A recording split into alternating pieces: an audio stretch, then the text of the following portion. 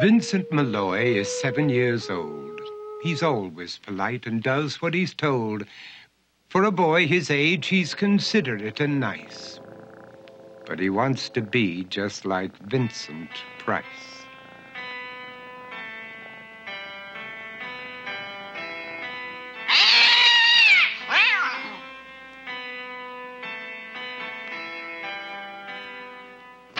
He doesn't mind living with his sister, dog, and cats, though he'd rather share a home with spiders and bats.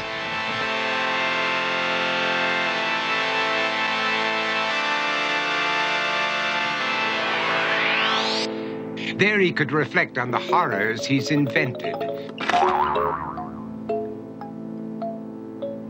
and wander dark hallways alone and tormented.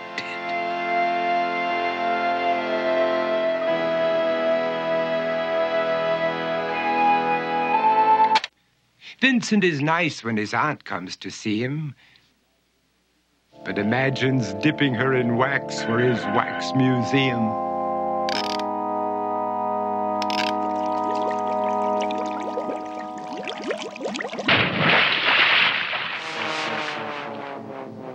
He likes to experiment on his dog, Abercrombie, in the hopes of creating a horrible zombie. So he and his horrible zombie dog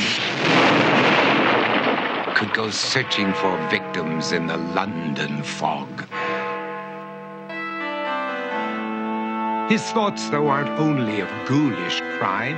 He likes to paint and read to pass some of the time. While other kids read books like Go, Jane, Go, Vincent's favorite author is Edgar Allan Poe. One night, while reading a gruesome tale, he read a passage that made him turn pale. Such horrible news he could not survive, for his beautiful wife had been buried alive. He dug out her grave to make sure she was dead, unaware that her grave was his mother's flower bed. His mother sent Vincent off to his room. He knew he'd been banished to the Tower of Doom, where he was sentenced to spend the rest of his life alone with the portrait of his beautiful wife. While alone and insane, encased in his tomb, Vincent's mother burst suddenly into the room. She said, "If you want to, you can go out and play. It's sunny outside and a beautiful day."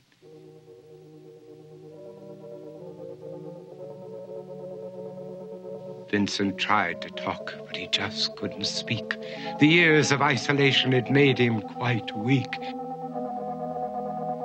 So he took out some paper and scrawled with a pen, "I am possessed by this house and can never leave it again." His mother said, "You're not possessed and you're not almost dead. These games that you play are all in your head.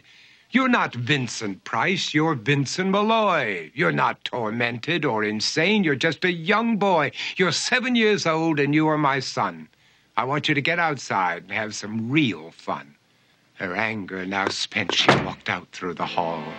And while Vincent backed slowly against the wall, the room started to sway, to shiver and creak. His horrid insanity had reached its peak. He saw Abercrombie, his zombie slave, and heard his wife call from beyond the grave. She spoke from her coffin and made ghoulish demands, while through cracking walls reached skeleton hands. Every horror in his life that had crept through his dreams swept his mad laughter to terrified screams. To escape the madness, he reached for the door, but fell limp and lifeless down on the floor. His voice was soft and very slow as he quoted The Raven from Edgar Allan Poe.